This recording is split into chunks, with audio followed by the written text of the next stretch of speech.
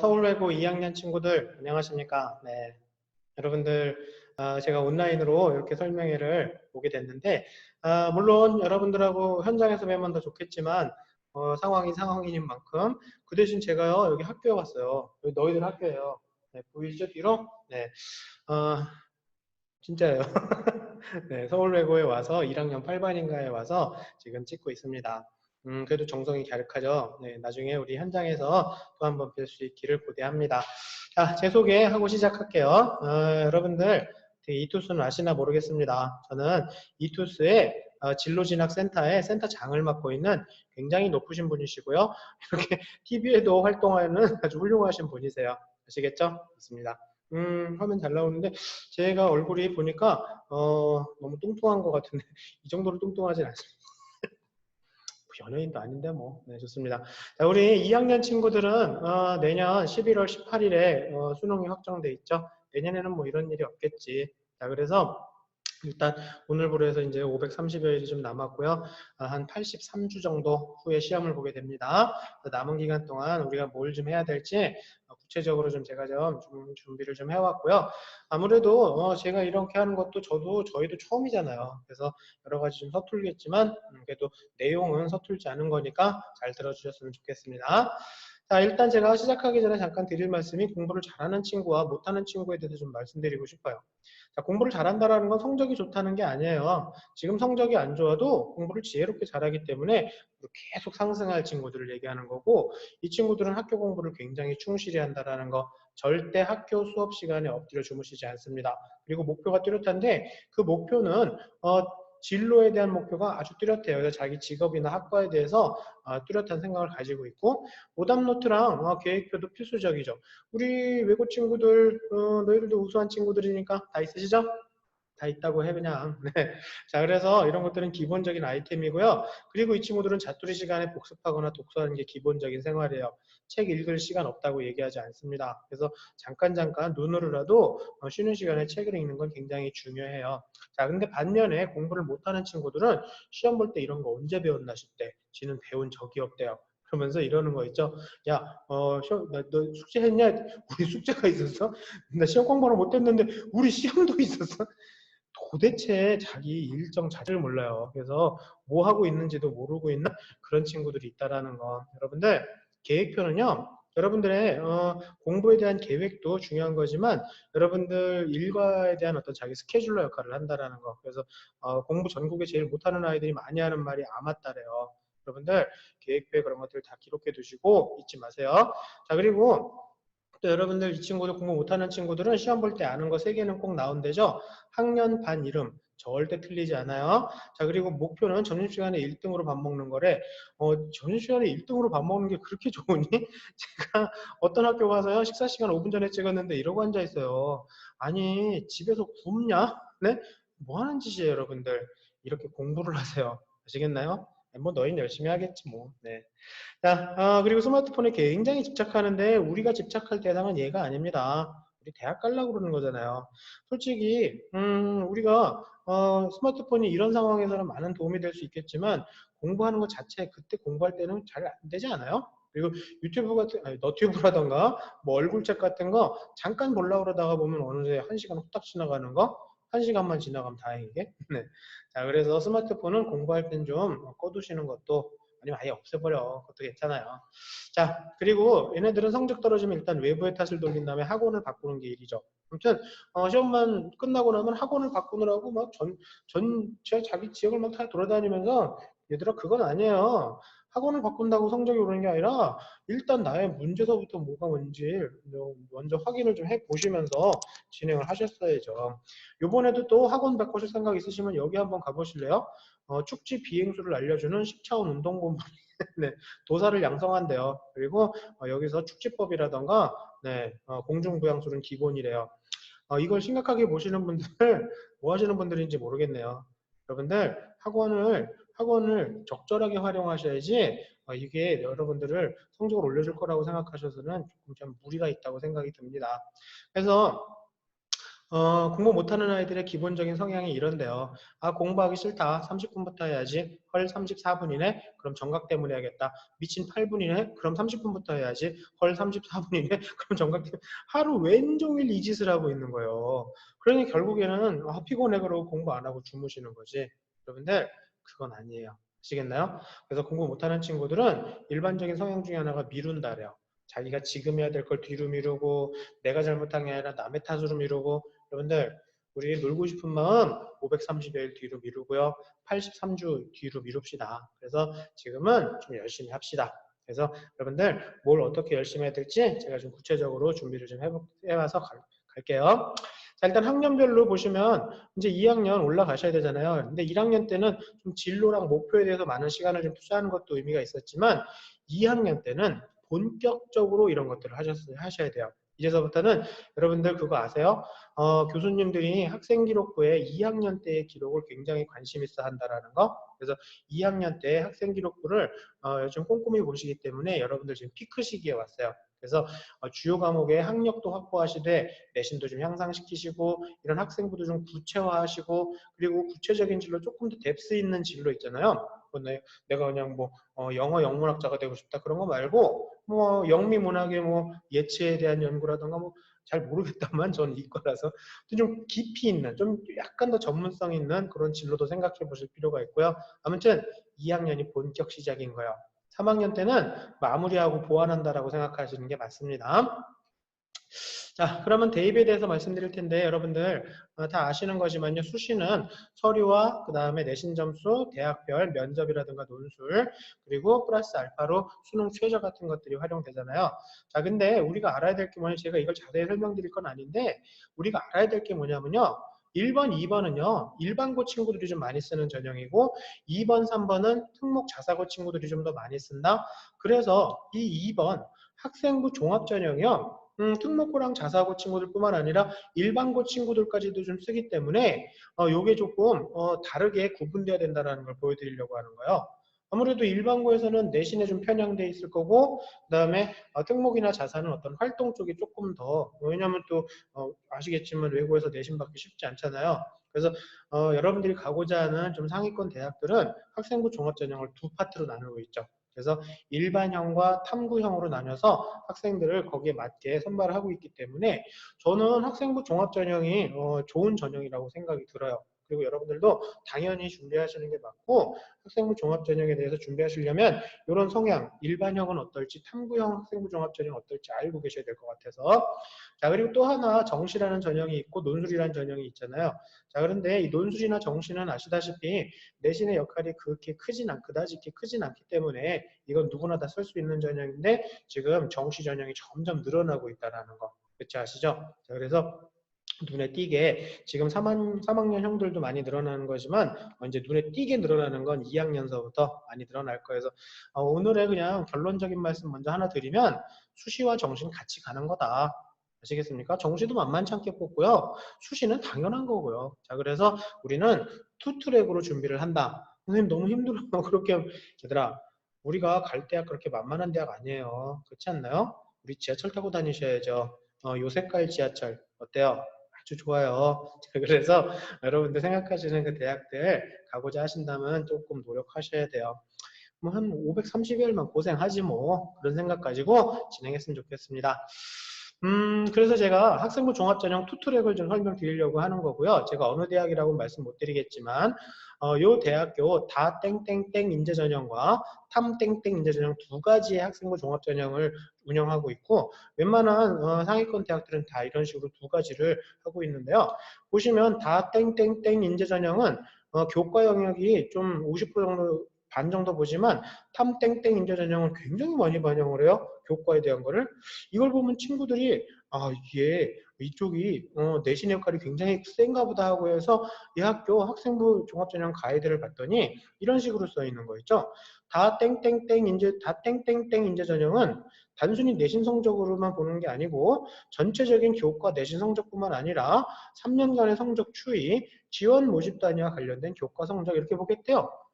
내신에 대한 얘기가 좀 많네? 근데 전체적인 걸 많이 보려고 하네. 자, 그러면 탐땡땡 인재전형 보니까 실무적인 학습 능력, 특정 교과에서 지원자의 우수성 확인, 뭐 이런 식으로 해당 전공 분야에서의 연계 가능성, 뭐 이런 식으로 본대요. 이제 감이 오셨나요? 여기 있는 이 80%는 전 과목에 대한 게 아니다라는 거죠.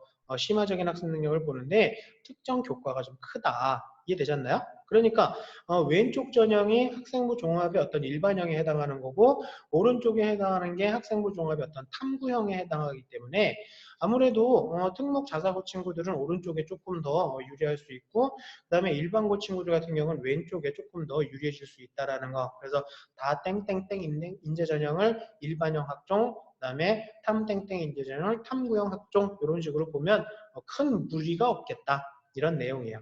아시겠나요? 네, 혼자서 이렇게 그러니까 뭐 촬영하는 거는 좋습니다.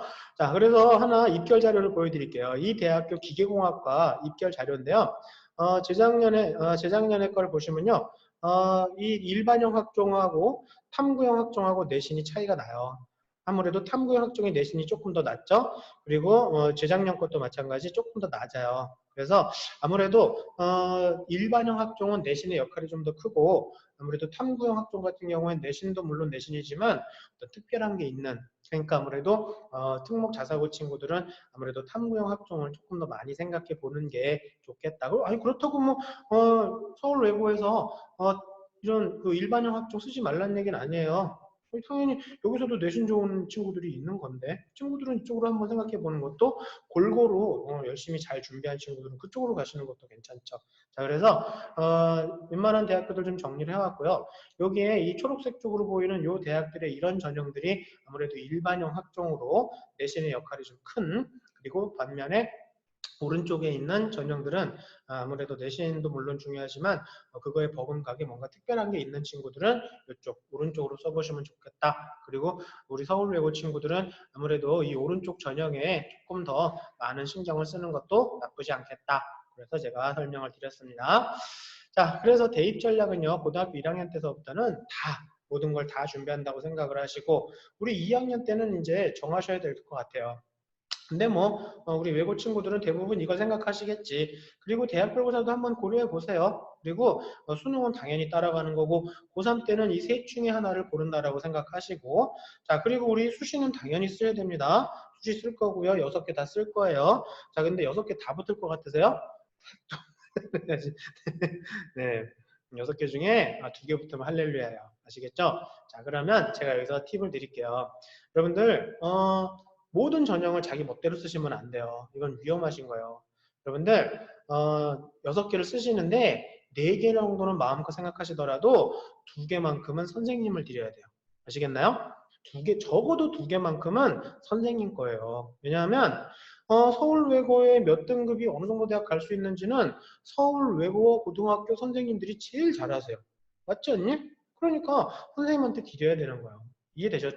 자, 그래서 좀 섞어서 쓴다라고 생각하시고 내신이 좋으면 교과 위주로 쓰고 종합 한 2개 정도 걸쳐 쓰는 거고 요보다 내신이 부족한 친구들은 교과를 안정권으로 쓰되 종합을 좀 주력하시고 이거보다 내신이 좀 더 부족한 친구들은 종합과 대학별고사를 걸치는데 제가 보기에는 서울외고 친구들은 이런 식으로 많이 쓰지 않을까라는 생각이 들어요. 근데 요거보다 학생부에 좀 빈약하다 싶으시면 요렇게라도 쓰시는 게 학생부 종합을 걸치시는 게 좋을 것 같고 영 안 된다. 그렇다고 수시 포기하지 마세요. 대학별고사를 보시되 논술 같은 거 준비하시되 수능까지 같이 가신다고 생각하시면 돼요. 근데 학생들이 논술에 대해서는 뭐 누가 붙는지 모르겠다 뭐 그런 얘기도 하시는데 논술은요 수능 최저가 되게 의미가 커요. 반 이상은 수능 최저를 잘 못 맞춰요. 그래서 수능 최저까지 생각하시면서 수능까지 생각하신다 그러면 당연히 수능 최저를 맞추는 거니까 이렇게 하시되 논술 준비는 2학년 여름방학 이후서부터가 아주 적절하다라고 얘기를 하니까 문과 논술은 한 1년 반 정도 걸리나 봐요. 그러니까 한 여름서부터 여름 이후서 여름방학 끝나고 나서부터는 한 9월서부터는 좀 시간을 좀 할애해서 공부하시는 것도 좋을 것 같습니다.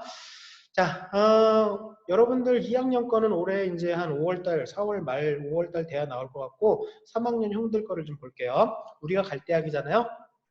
그냥 그렇다고 하세요. 네. 자, 우리가 갈 대학들 보시면요, 교과 전형이 많진 않아요. 그래서 이런 걸 보시면 우리는 수시 못 쓰겠네 그런 생각 안 들걸? 그렇지 않아요? 여기 서울 외고한테 조금 불리한 교과 전형 같은 경우가 좀 적고 대부분 종합 전형이 많잖아요. 요 빨간색이 종합 전형이고 여기 PPT를 좀 바꾸다 보니까 이런 현상이 나타났는데 이게 서울시립대고요. 네, 그렇습니다. 이게 뭐더라? 모르겠네. 아무튼 요거 원본 PPT 파일을요 제가 학교에 놓고 갈 거예요. 그래서 요건 지금 촬영하고 있으니까 중간에 끊어질 것 같아서 아무튼 대략적으로 아실 것 같으니까 보시고 그 원본 파일을 보시면서 확인하시면 될 것 같습니다. 아무튼 제가 말씀드리고 싶은 건 종합이 대세란 얘기예요. 앞으로도 그럴 거예요. 몇몇 인서울에 있는 대학 중에서도 교과가 많은 데가 있지만 일단은 종합이 대세예요. 그런데 보세요. 정시도 이렇게 많이 뽑아요. 여러분들 올해도 이런데 내년도 비슷할 겁니다. 이거보다 조금 더 늘어나겠죠. 거기다가 논술도 연두색이 논술이거든요. 논술도 꽤 많은 인원을 선발하고 있어요. 자, 그래서 여러분들 종합전형 당연히 준비해 보시고 좀 힘들다 싶으시면은 논술도 괜찮은 방법이지만 정시를 버리지 말란 뜻이에요. 그렇다고 제가 정시에 올인하라는 뜻은 아닙니다. 정시에 올인하는 거 별로 비추. 아시겠죠? 네. 지금 수험생 수가 좀 줄어들었잖아요. 그래서 작년하고 재작년 거 보여드릴게요. 재작년에 53만 명, 작년에 48만 명으로 해서 거의 6만 명 근처로 줄었잖아요. 근데 이걸 인원수가 줄었는데 뭐 어쩌라고 그거잖아요. 뭐냐면 등급받을 수 있는 인원도 주는 거예요. 왜냐하면 어차피 수능 등급은 4%, 그 다음에 7%, 그 다음에 이렇게 해서 퍼센트로 여러분들 진행하는 거 아시잖아요. 그러니까 어차피 전체 인원수 내에서 4%니까 받을 수 있는 인원의 절대적인 인원은 줄을 수밖에 없잖아. 총 인원이 감소되니까. 이렇게 해서 3등급까지도 인원수가 줄잖아요. 국어뿐만 아니라 수학 가형, 수학 나형도 마찬가지 인원수가 줄어드는 거예요.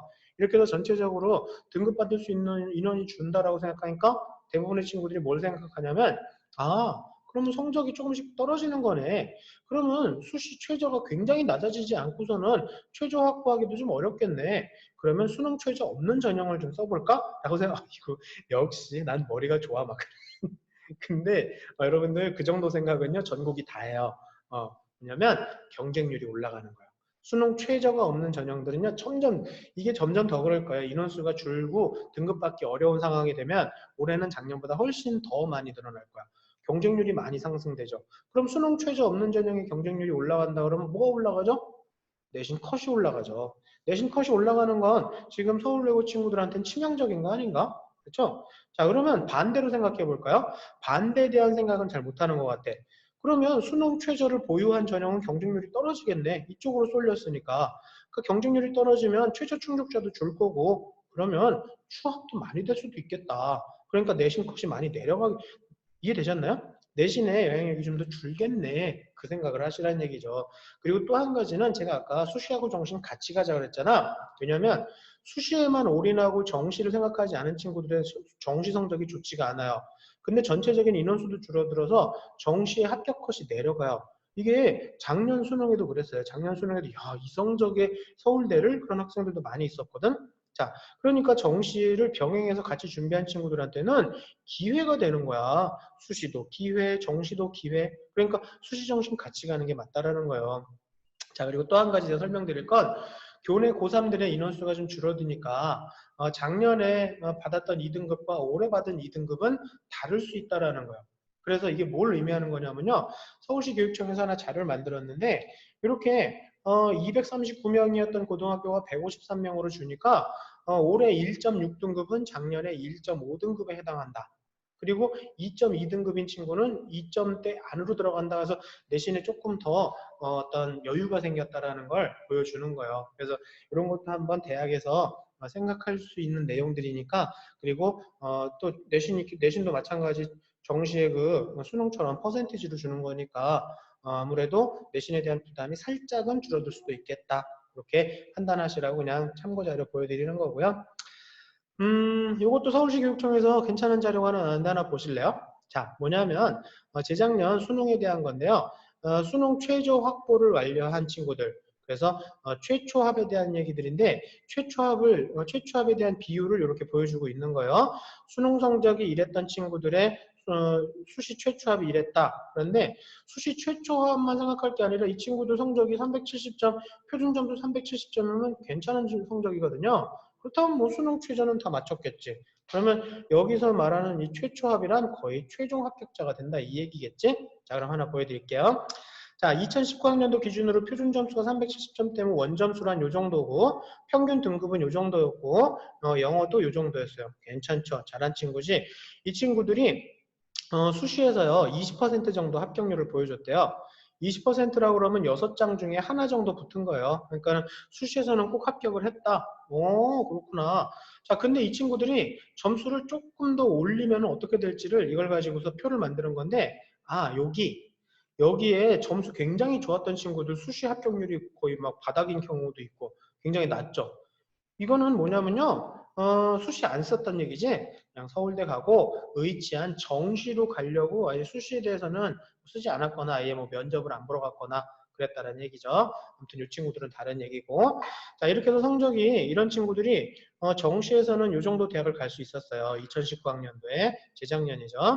이 정도인데 여기서 5점만 올리잖아요. 수능 성적을 딱 5점만 더 올리면 어떻게 되냐면요. 이렇게 해서 수시에서 합격률이 30%로 늘어나는 거야. 그러니까 한 개 정도 합격할 친구들이 2개 정도까지 합격해서 어느 대학까지 하고 고민하는 행복한 고민을 한다. 그래서 이걸 가지고 뭐라고 볼 수 있는 거냐면 수시에서도 수능 성적이 우수한 친구들은 수시에서도 굉장히 의미가 큰 거다. 학업 역량이 있는 거다. 수능과 내신이 별개가 아니다. 그래서 두 요소의 밸런스가 굉장히 중요한 거다. 물론 여러분들처럼 이런 학교들에서는 내신과 수능에 대한 격차가 발생하는 거 인정해요. 대학들도 다 알지 왜 몰라. 자, 하지만 어쨌거나 이렇게 학업 역량이라는 건 수능과 내신이 별개로 돌아가는 건 아니다. 내신만 좋고 수능이 안 좋은 것도 문제가 있는 거고 아시겠나요? 자, 그래서 뭐 여러분들처럼 이런 특목고에서는 내신은 안 좋은데 수능 성적 잘 나올 수는 있겠죠. 격차 발생 인정한대잖아. 아시겠죠? 자, 그래서 그런 거는 학교 선생님이 더 잘하시니까 학교 선생님하고 상의하시는 게 맞아. 아니, 나는 수시 상담을 왜 학교 선생님하고 안 하고 다른 데 나가서 하는지 잘 모르겠어요. 서울 외고 몇 등급이 어느 대학 갈 수 있는지 수시에 대한 상담은 학교 선생님이 제일 잘하세요. 아시겠나요? 오케이, 좋습니다. 자, 그래서 교과와 이런 내신 교과와 수능에 대한 상관관계를 정리한 자료인데 고려대학교 보세요. 고려대학교도 보시면요. 내신 성적과 수능 성적의 격차가 그다지 크질 않아요. 내신 성적과 수능 성적의 격차가 자연계도 마찬가지, 인문계도 마찬가지 격차가 그다지 크질 않아요. 근데 이런 얘기를 하면 친구들이 어떤 얘기를 하냐면 선생님 여기는요 수능 최저가 있는 대학교니까 그렇겠죠. 그러면 수능 최저 없는 대학을 하나 보여드릴까요? 경희대학교였는데요. 수능 최저 없잖아요. 논술을 빼고 나서는. 여기도 내신 성적과 수능 평균이 그다지 큰 격차를 보여주고 있지 않다. 그래서 아무래도 내신을 열심히 한 친구들이 수능에서도 성과를 내는 거고 그런 게 바로 학업 역량이다. 그런 거를 보여줄 수 있는 자료예요. 자, 그래서 여러분들 제가 다시 한번 말씀드리지만 수시하고 정시는 같이 가는 게 맞다. 그래서 밸런스를 맞추자. 이렇게 해서 공부를 하고 또 한 가지 제가 드리고 싶은 말씀은 그 대신에 좀 경쟁률이 높은 그런 학생부 종합전형은 좀 피해 보는 걸로 해보자. 그래서 유사학과가 있으니까 그래서 한 신문사에서 정리한 건데요. 3년 동안의 경쟁률이 높았던 대학들, 학과들, 전형들 정리한 거래요. 그래서 학생부 종합전형 중에서 이렇게 경쟁률이 굉장히 몇 년 동안 이랬대요. 그렇다면 굳이 여기를 가려고 하는 것보다도 좀 피해서 다른 학과로 가는 것도 하나의 전략이 될 수 있겠다. 비슷한 학과라면 그것도 괜찮은 방법이겠다. 그것도 한번 체크해 보시라는 거. 자, 두 가지. 수능과 내신은 별개가 아니다. 그리고 학생부 종합전형 같은 경우에 특히나 이렇게 경쟁률이 너무 심하다라고 나오는 데는 좀 피해보는 것도 살짝 피해보는 것도 전략이 될 수 있다. 꼭 난 거길 가겠다 그런 것보다도 약간의 좀 유연성 있게 대처하는 게 좋겠다. 자, 입시에 대한 변화를 간단히 설명드리면요. 여러분들 다 알고 있는 거니까 제가 또 뭐 굳이 자세히 설명드릴 건 아닙니다. 아무튼 정시가 좀 늘어나고 있는 거, 그 다음에 여러분들은 2015 수능의 본격적인 시작이죠. 우리나라에서 제일 불쌍한 수험생들, 지금의 고3 분들이십니다. 아무튼 2015가 시작됐으나 본격적인 시행은 여러분들이에요. 그래서 여러분들은 수능도 이렇게 선택도 많아지고 복잡해지고 서울대가 나군으로 이동을 하죠. 그래서 이런 것들도 한번 확인해 보셔야 될 사항들이라 정리해 놨으니까 저희 참고 한번 해보시고요. 지금 여러분들 때서부터 슬슬 정시가 늘어나면서 수시에 대해서도요, 좀 정량적인 평가에 대해서 신경을 좀 쓰셔야 돼요. 제가 수시 올인, 정시 올인이라고 안 그랬습니다. 뭐가 주력인지 생각하시라고 그런 거죠. 자, 정량적이라는 건 단순히 내신만 보는 건 아니에요. 그래서 제가 뒤에 가서 자세히 설명드릴 거고, 정시가 이렇게 좀 늘어납니다. 그래서 상위권 대학 중심으로 13개 대학이 이렇게 5,600명 정도 늘어나는데, 어떻게 보면 또 그렇게 대단한 인원도 아니야. 그래서 정시도 또 한 번의 기회가 된다라는 것을 정확하게 이제 여러분들한테 인지시켜주는 것 정도니까 그렇게 판단하시는 걸로 하시면 돼요. 자, 전체적인 입시에 대한 변화들 다시 한번 거기 정리해 놓은 거 있으니까 참고해 보시고요. 그 다음에 올해 수시하고 정시 정리한 거고, 여기서 조금 여러분들한테 참 말하고 갈 거 있다.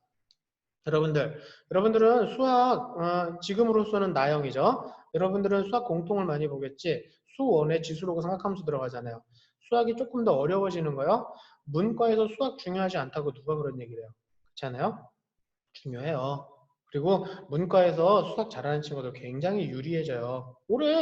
작년 수능 보시면 아시잖아요. 그래갖고 여러분들 수학은요, 여러분들 열심히 하셔야 되고, 이렇게 하면 제가 이 얘기를 왜 드리냐면, 수학이 더 어려워진다고 하니까 굉장히 많은 친구들이 수학을 지금 포기하려고 하는 애들이 많아요. 그래서 포기하지 말라고. 요거 들어간다고 뭐 어마무시하게 어려워지는 거 아니니까 도리어 그렇게 해서 포기하려고 하는 아이들이 많으니까 그걸 역이용하자고 그래서 말씀을 드리는 거예요.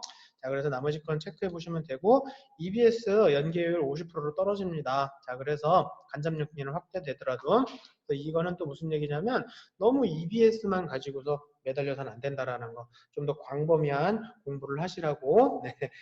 이쪽이 제가 왜 이쪽을 자꾸 쳐다보냐면 여기 디스플레이가 하나 더 있어갖고 제대로 나가고 있나 계속 보면서 하는 거예요. 누구 앉아 있는 건 아니야. 나 혼자 있어요. 네, 안궁, 네, 알았습니다. 자, 그래서 올해 수시하고 정시 인원수 정리한 거니까 참고하시고, 수능에 대한 것들 여러분들은 11월 18일로 확정됐죠. 고3들은 원래 19일이었는데 불쌍한 고3들한테 잘해주세요. 자, 그래서 이렇게 되고 선택 과목이 25%씩 이렇게 들어간다는 것도 알아두시고, 아무래도 여러분들은 확통을 많이 하겠지, 그렇죠? 네. 자, 그리고 탐구도 계열 구분 없이 혹시 또 알아? 외고에서 난 과학이 너무 재미있어 과학할 수도 있지? 네, 그렇게 참고하세요. 그래서 정답은 그냥 수시 정시 같이 가자라는 얘기예요. 계속 같은 말씀 드리고 있죠? 택일이 아니라 같이 가자. 그 대신에 학생부 관리 잘한 친구들은 내신 정시 버리지 말고 7대3 아니면 뭐 6.5 대 3.5 이런 식으로 하시고, 만약에 학생부가 부족하면 학생부 4, 그다음에 정시 6 아니면 3, 7 이런 식으로 가서 같이 가자라는 얘기입니다. 그리고 수능 공부의 기본이야. 뭐 당연히 기출문제 반복하는 거죠. 그래서 지금 학생들 저 4월 24일이거든요. 그래서 지금 시험들 보고 계시죠? 앞으로도 기출문제 많이 좀 풀어보셔야 돼요. 그래서 기출문제를 일주일에 뭐 1시간이건 한 두세 시간이건 좀 시간을 할애해서, 아니면 일주일에 6일은 학생부에 관련된 것들 내신 뭐 그런 거 하시고 하루 정도는 모의고사 한번 풀어보시는 것도 나쁘지 않습니다. 한 달에 한 번이나 뭐 2번 정도 그렇게 해서 지속적으로 좀 진행해 보시라고요. 그래서 제가 뒤에서 다시 한번 설명드릴게요. 2022학년도 여러분들 수업도 수능 선택이 이렇게 좀 나오는데 이게 자연계 거예요. 문과는 큰 변화가 없거든. 그러니까 자연계 건데 뭐 외고에서 자연계로 가실 분 있으시기도 있겠지만 아무튼 뭐 참고만 하시면 되는데, 우리가 알 건 뭐냐면요. 자연계열하고 공학계열 희망자 중에 수학 확통을 선택하려고 하는 친구들, 사탐을 선택하는 친구들도 있을 거란 얘기야. 근데 인서울에 있는 대학보다는 인근 대학들이 그냥 이렇게 풀어놓을 수 있다는 얘기예요. 자, 그래서 이건 무슨 얘기냐면 자연계 학생들 중에 지금은 가형이지만 아무튼 자연계 수학을 너무 힘들어하는 기하라던가 미적을 너무 힘들어하는 친구들, 그다음에 과학을 싫어하는 친구들이 이쪽 문과 쪽으로 쏠리게 되면 집단이 더 늘어날 수 있고, 그렇게 집단이 더 늘어나면 성적 편차가 더 커질 수도 있고, 이건 무슨 얘기냐면 뭐 나중에 알겠지만 지금은 자세히 말씀 못 드리겠고, 너무 어려워서 말씀 못 드리겠고요. 비밀이 아니고. 이렇게 편차가 커지면요, 얼떨결에 표준 점수가 더 올라가요. 나의 원래 실력보다도. 그러니까 얼떨결에 이렇게 좀 깔아주시는 분들이 계시면 조금 더 성적이 올라가서 조금 메리트가 더 있어진다. 그러니까 수학 버리지 마라. 수학 여러분 진짜 중요해요. 정말. 알겠죠, 여러분? 네, 좋습니다. 수능에 대한 경향 분석 드릴게요. 작년도 수능이 이랬었거든요. 자, 그래서 작년에 수능이 굉장히 어려웠었어요. 보통 표준 점수 만점이 130점 정도 나온다 그러면 어려운 수능이다라고 하는데 만점이 134점 나왔어요. 재작년에도 비슷하게 나왔었는데 재작년에는요 국어가 150점, 표준 점수 150점은요 원점수로 한 80점대 초반에서 1등급이 결정되는 거예요. 그러니까 한 7, 8개 틀려도 1등급이 나올 수 있는, 그래서 재작년에는 엄청나게 어려웠다고 했잖아요. 작년도 만만치 않았어요. 문과 친구들 수학 나영 149점 나왔잖아. 엄청나게. 그래서 지금 파란색으로 표현한 것들은 조금 더 조금 쉬웠던 과목들 파란색으로 표현한 거고요. 빨간색은 조금 어려웠던 과목들, 어려워했던. 이건 뭐냐면 어렵다라고 얘기하는 건요. 아무래도 표준 편차가 좀 작고 평균이 낮을수록 어렵다라고 해요. 그래서 이렇게 보통 표준 편차가 국수는 한 25 정도쯤 나와야 되는데 조금 작게 나왔어. 바글바글 모여 있어. 어디에? 낮은 점수에 바글바글 모여 있으니까 어려웠다는 뜻이에요. 근데 제가 질문 하나 드릴게요. 수능이 어려운 게 여러분들한테 유리할까요? 쉬운 게 여러분들한테 불리할까요? 잘 들어야 돼, 제 얘기는. 네. 제 말이 맞죠? 네. 시험은 어려운 게 좀 더 나아요.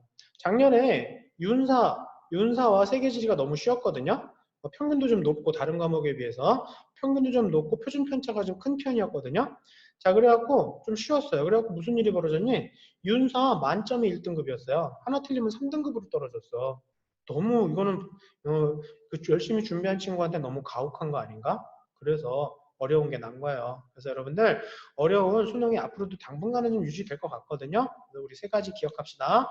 고난도 문항 공략하기, 실수를 줄이기, 수능 학습 비중 줄이지 않기. 자, 고난도 문항이란 여러분들이 어려운 문제라고 단순히 생각할 게 아니야.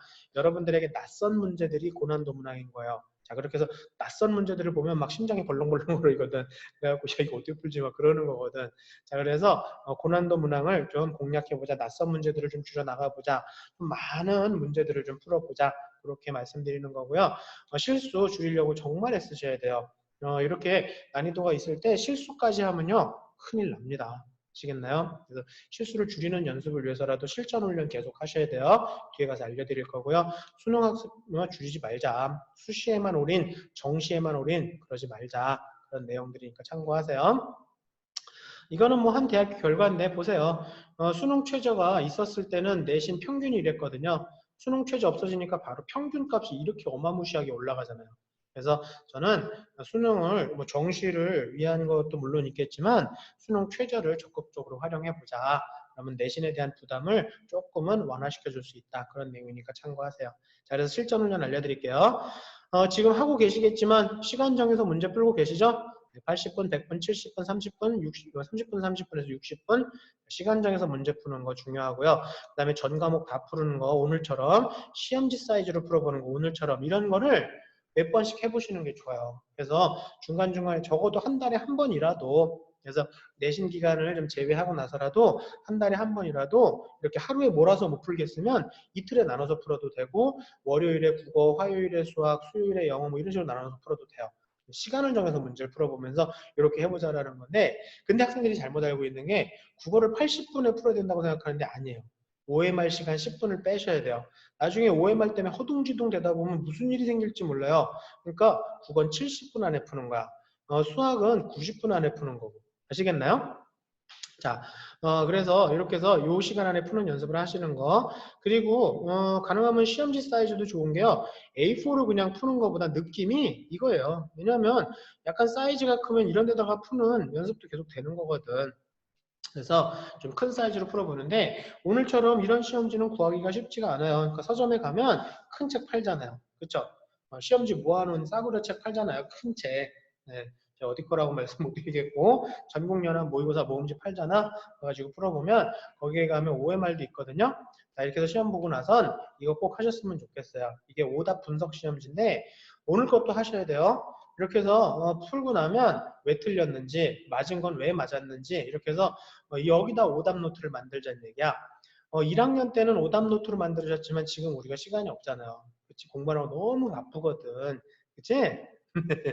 그러니까 여러분들 바쁘니까 따로 오려 붙이고 막 그런 거 하지 말고 시험지에다 하자는 얘기예요. 그래서 시험지 이렇게 만드시면 되고요. OMR 체크도 좀 하세요. 그래서 OMR 체크도 연습하는 거예요. 계속 연습을 해야 되는 거고 OMR에다가 이런 짓 하지 마세요. 아, 정말 참 왜 실제 시험 시간에 이랬대잖아. 이거 좀 보세요. 이 디테일이 살아있죠? 참 예술가야. 네. 그러지 맙시다. OMR도 제대로 체크하는 연습, 신속하고 정확하게 체크하는 연습 하셔야 돼요. 저거 채점하면 점수가 어떻게 나오려나. 자, 그리고 체크하고 나면 제가 원점수 배치표도 마련해 봤어요. 그래서 제가 요 PPT 놓고 가니까 나중에 선생님한테 오셔서 학교 오시면 달라고 하세요.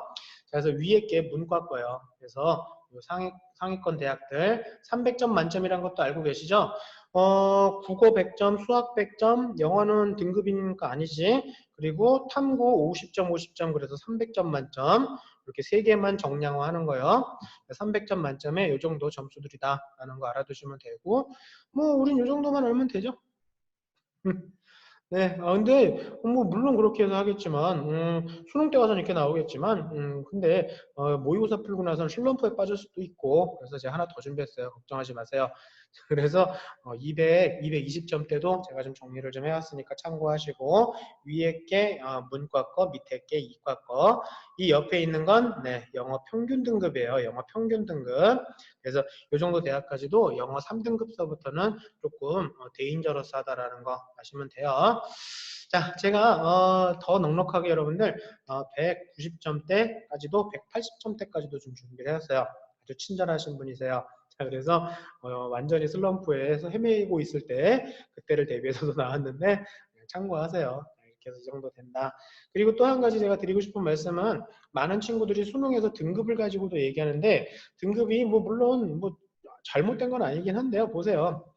1등급이 4%까지고 2등급이 7%니까 누적으로 11%까지잖아요. 2등급이.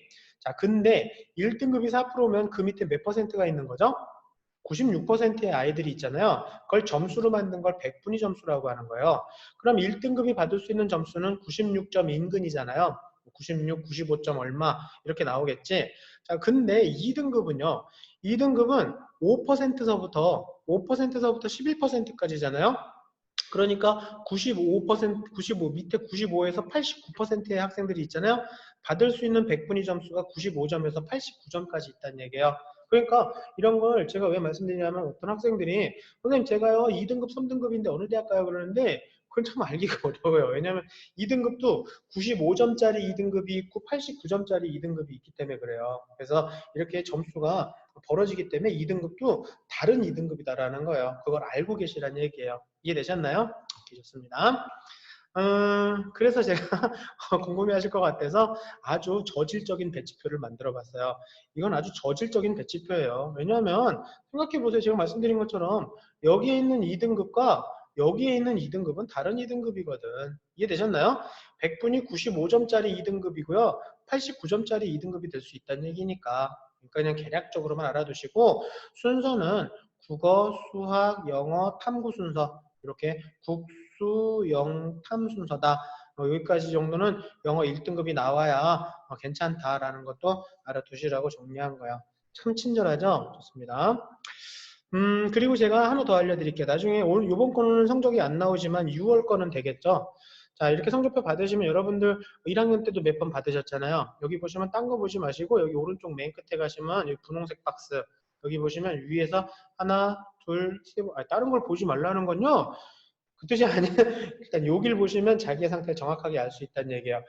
제가 유튜브에 요거 성적에 대해서 성적표 자세히 보는 방법을 찍어서 올렸으니까 그거 보시는데 지금 말씀드리는 건 상위 누적을 알려드리려고 하는 거예요. 자, 여기서 위에서 하나, 둘, 세 번째 칸에 보시면 여기에 나온 이 숫자 있잖아요. 97.89%, 97.89%가 하위 누적이에요. 이 학생 밑에 전국에 97.89%의 아이들이 있다는 얘기야. 그럼 위로 따지면, 위에서부터 따지면 2.11%잖아요. 이걸 상위 누적이라고 그래요. 상위 누적 백분이라고 얘기를 해요. 그래서 이게 가장 정확한 지표가 된다. 그래서 간단한 상위 누적 배치표도 마련해 왔어요. 그래서 문과 친구의 2점 몇 프로면 한 이 정도 대학들 되겠죠. 이 정도 대학들, 그다음에 이과 같은 경우는 조금 더 높이까지도 볼 수 있겠고, 그리고 여기까지가 영어 1등급의 마지노선 정도라고 생각을 하시고 공부하시면 좋을 것 같습니다. 그래서 이 상위 누적도 나중에 꼭 확인해 보시면 좋을 것 같아요. 자, 서울대가 정시에서 가산점 준다고 발표했는데 이건 무슨 말이냐면 여기에 나와 있는 이 선택 과목의 유형을 1번 유형으로 선택하느냐 2번 유형을 선택하냐 이렇게 해오면 정시에다가 가산점을 주겠다는 얘기예요. 그러니까 보통 때 학생부에서 이제 학교의 선택 과목들을 선택할 때도 좀 신경을 쓰시라는 얘기고 꼭 이 과목을 선택하라는 얘기가 아니라 이런 유형이란 뜻이에요.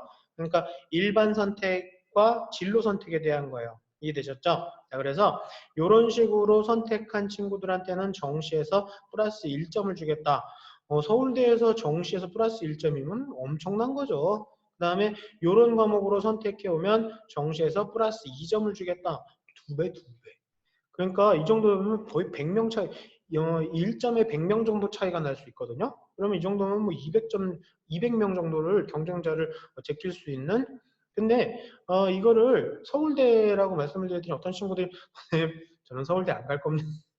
서울대는 안 가는 게 아니에요. 아시겠나요? 네. 근데 서울대가 이렇게 발표를 하니까 다른 여타 대학들도 뭔가 이거에 대한 대응을 할 거다라는 얘기죠. 그래서 이런 분위기를 좀 체크해 보시라고 정리해 드린 거니까 참고하세요.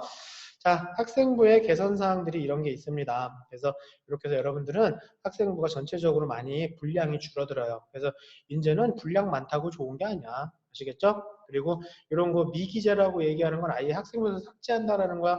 그럼 앞으로 반가워하지 말란 얘기예요. 여러분들 너희들이 필요로 인해서 보여준 거 열심히 하려고 보충으로 한 거다 그러면 여러분들 여러 가지로 표현 방법은 있고요. 여러분들 자기소개서 같은 경우에서도요. 내가 보완적인 학습이다라고 얘기하는 건 의미가 큰 거예요. 그래서 일단은 방과에 대해서는 선생님하고도 더 깊은 얘기를 좀 나눠보시고 아무튼 미기재 되는 것들이 이런 게 있다라는 거 알아두시면 되고 진로희망은 쓰긴 쓰는데 미반영이 돼서 대학 쪽에서 볼 수가 없다라는 거 이 정도만 체크하시면 될 것 같습니다. 학종의 평가를 어떻게 변화가 일어날지 예상을 한 건 선생님들이 대학 교수님들이 정리해 두신 건데요. 일단은 수상 경력이 학기별로 하나잖아요. 자, 그러면 일단 전체적으로 나눠줄 거고요. 그렇잖아. 한 사람한테 몰아줄 필요가 없겠지. 그럼 평가 비중도 좀 줄지 않을까? 그럼 대책이 뭐냐? 진로가 중요해졌다. 뭐냐면 학업이나 전공과 관련된 수상에 대한 관심이 늘어날 거다. 아시겠나요?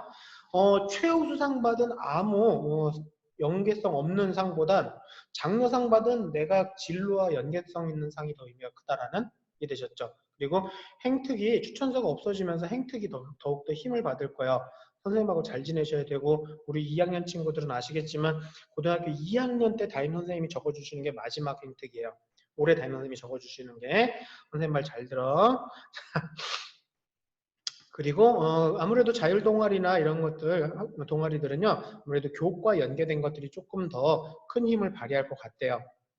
그리고 이렇게 진로 선택 과목들 같은 경우에는 점수보다는 진로와 연계된 게 더 의미가 있을 것 같다라고 하니까 한번 참고해 보시면 되고요.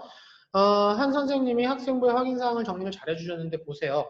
학생부나 자소서 같은데 이렇게 외국어 능력이 뛰어나다라고 적어주잖아요.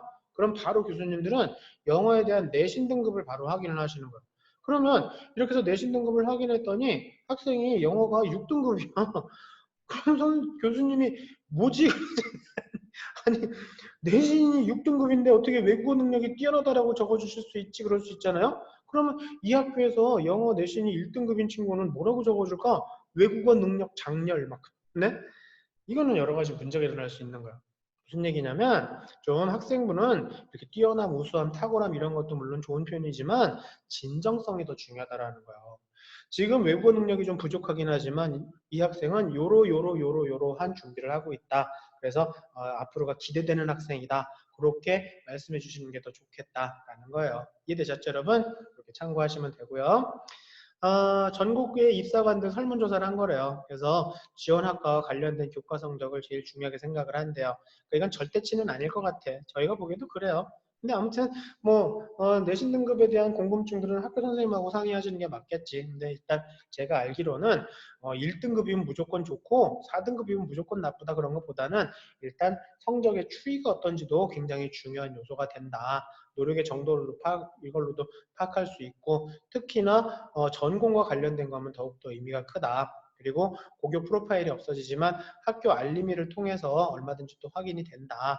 그런 것들도 체크하시면 될 것 같아요. 그래서 우리가 조금 더 신경 많이 써야 될 게 뭘지, 뭐, 대학교 교수님들이 일반적으로 말씀하시는 게, 일단은 그래요.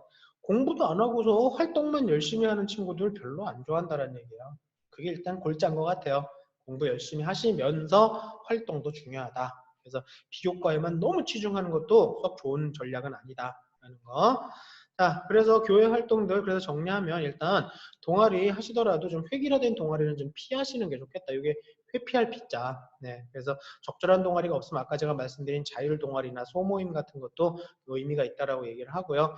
가서 어떤 작은 기획 같은 거라도 해서 어떤 자기가 활동했다라는 걸 좀 보여주는 그런 것도 의미가 있고 독서도 좀 적극적으로 찾아서 좀 읽고 무조건 선배들이 읽었다는 책들 거기만 무조건 따라 읽지 말고 자기가 좀 찾아서도 읽고 그리고 이제 2학년 올라가셨으니까 좀 넓고 깊게도 좀 읽으셔서 좀 전문적인 다소 전문적인 것도 체크를 좀 해보시고 그리고 또 경시나 봉사대회 같은 경우는 아까 제가 말씀드렸죠. 아무 최우수상보다는 일단 관심 분야의 장려상이 훨씬 더 낫다. 이해되셨죠? 자, 그리고 봉사는 진정성 중요하다. 근데 여러분들 이 진정성은 봉사뿐만 아니라 학생 기록부에도 여러분들의 진정성이 많이 보여야 돼요. 그래서 진정성 있는 활동들이 의미가 크다. 땀 흘리셔라. 그 뜻이에요. 자, 그럼 학생부에 대한 얘기 보여드릴게요. 학생부는 세 개의 주체가 있어요. 그래서 학교와 대학과 그 다음에 학생 이렇게 세 개의 주체가 있는데 학교에서는 기록을 하고요. 대학에서는 평가를 하고요. 학생은 관리를 합니다. 자, 근데 이 중에 제일 중요한 건 그렇습니다. 대학이에요. 대학에서 나를 어떻게 평가할 건지가 제일 중요한 거예요. 여기에 포커스를 맞춰서 거기에 맞춰서 기록하면 되고요. 거기에 맞춰서 관리하면 되는 거예요. 자, 그래서 대학의 평가는 이런 게 있습니다. 이 네 가지가 있는데요. 이 네 가지 중에 가장 중요한 건 모든 요소들이 학업 역량으로 귀결되면서 연계성을 보여줘야 된다는 거예요. 자, 그래서 학업 능력, 학업 역량이라고도 하는데 내신 물론 중요해요. 근데 내신만 보는 게 아니다라는 거 학교 수업 시간에 엎드려 자면 안 된다고 제가 그랬죠. 그리고 성적이 올라가면 더욱더 좋겠죠. 지적 호기심은 제가 뒤에 설명드리고요. 자기주도 학습 능력이 있는지 제가 계획표라던가 뭐 여러분들이 필요로 인해서 방과후를 더 찾는다거나 뭐 그런 것들 자기주도 학습 능력의 하나의 요소가 될 수 있으니까 그래서 여러분들 이렇게 자기가 좀 주도적으로 계획하에 공부하는 그런 게 필요한 것 같습니다. 자, 그래서 여기에 지적 호기심과 발전 가능성의 지적 탐구 능력 이 두 가지가 중요한 거예요. 그래서 연계성을 갖추기 위한 방법을 제가 뒤에 가서 알려드릴 거예요. 나머지 거는 다 읽어보시면 아실 것 같으니까 넘어가고요. 자, 그러면 제가 질문 하나 드릴게요. 교과가 더 중요할까요? 비교과가 좀 덜 중요할까요? 잘 들으라고. 네, 교과가 훨씬 중요하죠. 모 대학교에서는 교과와 비교과의 비율이 8대 2인 학생이 딱 좋대요. 이해되셨죠? 어떤 학교는 9대 1까지도 얘기하는데 봉사 2시간 했으면 공부 8시간 하라는 뜻이에요. 자, 근데 이건 내신만 보는 게 아니다라는 얘기요. 제가 아까 학업 역량이 중요하다 그랬어요. 왜냐하면 이 교과 내신 성적도 결국에 학업 역량 속에 들어가는 그래서 학생부 종합전형은 학업 역량이 좋은 친구들을 뽑으려고 한다라는 거예요. 그 학업 역량 속에는 이런 내신도 들어가지만 뭐 이런 것들 여러 가지 추이도 들어가고 내신 성적도 들어가는 거고 수상 경력도 의미가 있는 거고 제가 여태까지 설명드렸던 것들 그런 게 의미가 있다라는 겁니다. 그래서 제가 아까 좀 정량적인 거를 좀 신경 쓰자고 한 거 기억하시나요? 정량적인 걸 신경 쓰라는 건 내신 성적만 신경 쓰라는 얘기가 아니에요. 하나 예를 들어 드릴게요. 한 고등학교의 학생인데요. 이 학생이 서울대 물리학과를 지원하고 싶었거든. 내신 괜찮았거든요. 이 친구는 광역단위 자사고였어요. 근데 내신이 그래도 굉장히 좋은 편이죠. 자, 그래서 서울대 물리학과를 쓰려고 했는데 그럼 고3 때 뭐 선택해야 되죠? 물리 2. 그렇죠. 자, 그래서 물리 2를 선택했는데 이 친구가 4등급을 받아버린 거지. 이러면서 내신이 뚝 떨어져 버린 거예요. 2점대 초반까지 떨어진 거예요. 그러니까 난리가 났지. 근데 여러분들 이 친구 서울대 물리학과 붙었을까요? 떨어졌을까요? 붙었죠. 떨어졌으면 이런 얘기 할 필요가 없겠지. 자, 이 친구 물리가 4등급이었지만요. 물리투를 잘하는 학생, 아닌 잘하는 학생들이 많은 학생이고 등급받기 어려운 학교라는 걸 판단했대요. 어떻게 하는지 아세요? 제가 정량적인 걸 신경 쓰는 얘기가 뭐냐면 이 학교 500명인 학교예요. 그 중에 자연계가 246명이 있어요. 그 중에 물리투를 선택한 애 32명밖에 없었대. 인원수가 굉장히 적죠. 근데 성적 편차를 보니까 다른 과목에 비해서 굉장히 성적 편차가 적어. 애들이 바글바글 모여 있는 거야. 근데 어디에 모여 있나 봤더니 평균이 또 높아요. 높은 평균에 애들이 바글바글 모여있다. 여러분들 학교처럼 내신 따기가 굉장히 어려운 학교라는 걸 볼 수 있어요. 그러니까 여기에 있는 이 4등급은 진짜 4등급이 아니다라는 걸 평가를 받는 거예요. 그래서 물리를 좋아하는 학생인 거고 등급이 낮아질 수 있지만 피하지 않는 도전적인 학생으로 학업 역량의 우수한 학생으로 인정을 받았다라는 거야. 이런 게 학생부의 어떤 정량적인 평가가 좀 더 부과된다는 게 바로 이런 내용이에요. 그래서 여러분들의 학생부에 이런 평균 성적과 그 다음에 이런 등급만 보는 건 아니다. 인원수, 편차, 과목 평균 다 본다. 그러니까 여러분들의 학교의 현황도 웬만하면 다 알 수 있다라는 것들 참고하시라고. 그래서 일단은 조금이라도 성적을 올리려고 애쓰시라는 얘기예요. 그래서 더 쉽게 말씀드리면 내신 성적이 W자나 V자를 그린 학생들의 성과가 좀 좋아요. M자나 CO자는 조금 위험해라고 얘기했더니 어떤 학교에서 나이키 좋네요 선생님. 네 맞습니다. 나이키 형태 반스 안 됩니다. 네. 자 그래서 제가 학생부에 학업 역량 보여드릴게요. 학생 기록부에 많은 내용이 써 있지 않아도 돼. 이렇게 동기와 과정과 결과를 적어주시면 돼요. 이렇게 동기와 과정과 결과를 짤막하게라도 적어주시면 여러분들의 학업 역량을 인정받을 수 있는 거예요. 이렇게 동기와 과정과 결과가 적혀져 있으면 왜 그런지 아세요?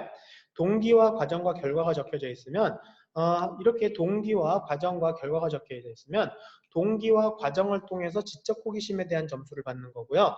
과정과 결과를 거쳐서 탐구 능력의 점수를 받는 거래요. 자, 그래서 이 지적 호기심은 학업 역량에 있던 요소고 탐구 능력은 발전 가능성에 있던 요소군요. 이 두 가지 요소가 연계성을 띠면서 합쳐지는 거예요. 가장 좋은 학업 역량은요. 연계성을 갖춘 학업 역량이에요. 이해되셨나요? 그래서 연계성을 갖추려면 동기, 과정, 결과가 명시되면 된다. 이렇게 알아두시고 그리고 동기는 학교 수업 중에밖에 인정 안 되는 거 아시죠? 그래. 그러니까 학교 수업 중에 엎드려 주무시면 안 된다라고 말씀드린 게 그거예요. 이해되셨나요? 자, 그래서 이렇게 학교 수업 중에 아니 학교 수업이 좀 부족할 경우에는 방과 후건 그런 식으로 이용해서 학교 수업 중에 있는 그 동기만 인정받는다라는 거예요. 그래서 동기와 과정과 결과 그래서 지적 호기심과 탐구 능력이 연계성을 띈다. 알아두세요. 자, 근데 이 친구가 더욱더 적극적이고 확장성을 가졌던 건 뭐냐면요. 자기가 배운 걸 가지고 끝낸 게 그렇구나 하고 끝낸 게 아니라 이렇게 자기가 창치해서 응용을 해본 거야. 자기가 배운 걸 가지고 이렇게 해서 한번 응용을 해본 거야. 여기에 적극성과 확장성은 쉽게 말씀드리면 응용이에요. 응용하려는 어떤 의지, 학업에 대한 의지 그런 것들을 보실 수 있죠. 자, 그래서 정리하면요. 이런 것들을 해보면서 뭐 결과가 중요하진 않아요. 우리는 중졸이에요. 아시죠? 자, 그러니까 중졸들이 결과가 대단할 수는 없어요. 대신에 이렇게 동기와 과정과 결과를 가지고서 지적 호기심과 탐구 능력을 좀 보여주면 되고 이걸 가지고 확장해서 응용하고 적용해 보면 연계성과 확장성을 가진 적극적인 학생이 된다라는 걸 알아둘 수 있고 그리고 또 여러분들은 특목고잖아요. 외고니까 여러분들은 여기에 추가로 하나 더 말씀드리면 조금 더 심화된 것까지 가시는 게 좋아요. 그걸 심화 또는 일관성 이렇게 얘기를 하거든요. 그래서 조금 더 심화되게 일관성을 가지고 가는 것도 특목고에서는 하나의 또 방편이 되니까 그것도 하나의 갖춰야 될 거니까 그것도 알고 뭐 당연히 아실 거라고 생각이 들어요. 선생님들이 지도해 주셨을 거야. 그치? 잘 따라가세요. 그래서 심화된 일관성도 하나 추가.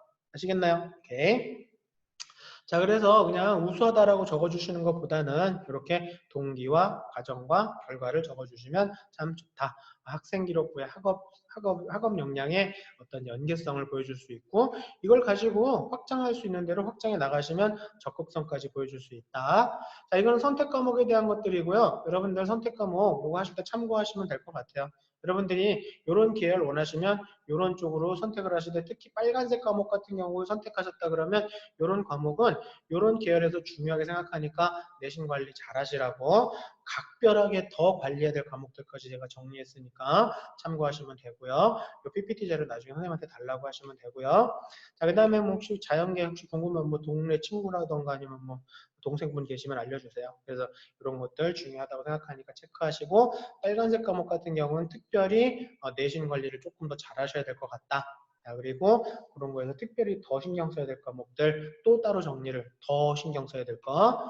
자, 그리고 공학계열, 그 다음에 예체능, 자유전공도 정리했으니까 생각해보세요. 참고 한번 해보시면 좋을 것 같습니다. 자유전공 아시겠죠? 오케이. 자, 그리고 특별히 신경 쓸 과목들 더 제가 체크해 놨고요. 그 다음에 학년별로는 보통 2학년 때는 이런 데 생각하시는 친구들은 이런 선택 과목들로 좀 준비해 왔으면 좋겠다고 하니까 체크해 보시되, 선생님 저희는요 이런 경제가요 3학년 때 가 있는데 어떻게 해요? 괜찮아요. 좌우로 움직이는 건 상관없다고 하니까 그냥 참고만 하시면 될 것 같습니다. 자, 요거는 비교과인데 여러분들 오해하지 마세요. 제가 이런 과를 가려면요 이런 비교과를 만들라는 얘기가 아니에요. 비교과도 진정성이 중요한 겁니다. 아시겠나요? 그리고 이거 다 만들려면요 공부할 시간 없어요. 교수님들이 그 시간에 공부 좀 하지 그랬어 그래. 아시겠나요? 자, 그래서 여러분들 이거는 왼쪽에서 오른쪽으로 가는 게 아니라 오른쪽에서 왼쪽으로 가시는 게 맞아요. 학생 기록부에 이런 것들이 좀 많이 보인다 그러면 이런 쪽으로 잡는 게 확실하다라는 거 정도. 그래서 여러분들이 학생부 검토하실 때 참고하시라고 보여드리는 거지 여기에 나와 있는 비교과를 다 하시라는 얘기는 아니에요. 아시겠죠 여러분? 오해하지 마세요. 자, 혹시 자연계 친구들 친구 있으면 알려주세요. 이런 것들. 그리고 진정성이 쓰는 게 더 중요하다. 진정성이, 근데 그거 아셔야 돼요. 아무리 진정성이 있어도 이런 데는 가봐야 소용이 없다라는 거 뻘짓이라고 합니다. 아시겠죠? 오케이. 자, 제가 마무리할 겁니다. 공부 못하는 친구들의 20가지 패턴이에요. 자기 거 있나 보세요. 여러분들도 1시간 공부하고 3시간 쉬는지 모르겠지만 여러분들 웃자고만 보실 일은 아니야. 여러분들 안 웃겨요? 여러분들 여기에 체크되어 있는 친구들은 각별히 심각한 친구들이고요. 기적을 믿는 친구들도 있어요. 얘들아. 기적은 없습니다. 알겠지? 여러분 제가 이걸 보여드리는 이유는 이렇게 하지 말자라고 제가 보여드리는 거예요. 아시겠나요? 이렇게 해서는 안 된다라는 걸 보여드리는 거야. 그리고 또 저희 회사에서도 만들었는데 한번 보실래요? 이거 빙고 만들어지면 이번 중간고사도 폭망이래 얘들아. 요거 빙고 기둥 세워지면 폭망이라는데 여기 왼쪽 기둥 조금 위험해. 그쵸 여러분? 네. 그냥 웃자고 보여드리는 것뿐만 아니라 안 웃겨도 그냥 넘어가세요. 이거 하지 말자는 얘기예요. 아시겠나요? 제가 하나 더 보여드릴게요. 어, 수능 만점자 학생들 인터뷰한 거예요. 여러분들 이건 이렇게 해보자라는 거예요. 이렇게 하는 사람들이 있으니까 우리도 해보자라는 거야. 같이 노력하고 도전해보자라는 거예요. 이해되셨죠, 여러분? 그래서 어차피 공부도 역시 물리적인 시간이 필요하니까 1만 시간의 법칙이 적용된다. 그래서 어쩔 수 없다. 조금 노력하고 애쓰자. 힘들겠지만 여러분들 남은 기간 동안 좀 빡시게 해보자. 그런 얘기예요. 좀 가열차게 해보자. 힘들겠지만.